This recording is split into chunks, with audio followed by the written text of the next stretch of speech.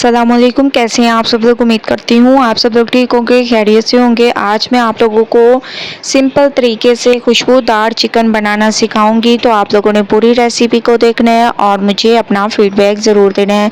सबसे पहले कढ़ाई में ऑयल ले लिया, इसमें मैंने प्याज डाल दिए। प्याज को थोड़ा सा सॉफ्ट कर देंगे। प्याज को मैंने थोड़ा सा सॉफ्ट कर दिया और इसका कलर भी चेंज होने लग गया। अब हम इसमें 600 ग्राम तक चिकन ऐड कर देंगे। ठीक है, हाफ केजी से थोड़ा सा ज़्यादा है तो ये ऐड कर देंगे। इसके साथ साथ आप लोगों ने कुछ मसाले ऐड कर देने हैं, धनिया पाउडर, गरम मसाला। इसके अलावा आप लोगों ने डाल देने हैं काली मिर्चें, हस्बे जायका नमक, हल्दी पाउडर। ठीक है, ये तमाम चीज़ें आप लोगों ने इसमें डाल देनी है और अच्छी तरह से मिक्स करने के बाद इसमें अदरक लहसुन का पेस्ट डाल देंगे। 2 चम्मच इसमें अदरक लहसुन का पेस्ट डाल देंगे। इसके साथ साथ आप लोगों ने इसमें टमाटर डाल देने हैं।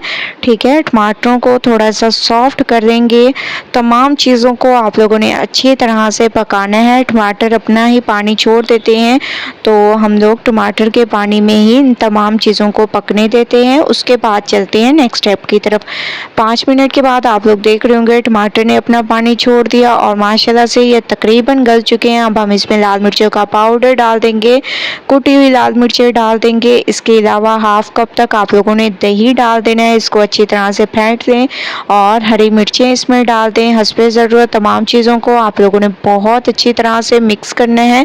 मिक्सिंग आप लोगों की बहुत ज़बरदस्त होनी चाहिए। तमाम चीज़ों को मैंने अच्छी तरह से भूना है। अब हम इसमें थोड़े से खुशबू के लिए मसाले डाल देंगे, जिसमें धनिया पाउडर हो गया, ज़ीरा हो गया, 2 आप लोगों ने दालचीनी के टुकड़े डाल देने हैं और 2 ही लौंग डाल देने हैं। खुशबूदार और सिंपल तरीके से हमारा ये चिकन तैयार होगा। आप लोगों ने इसमें पानी थोड़ा सा डाल देना है और इसको पकने देना है। तकरीबन 10 मिनट मैं इसको हल्की आंच पर पकाती हूँ।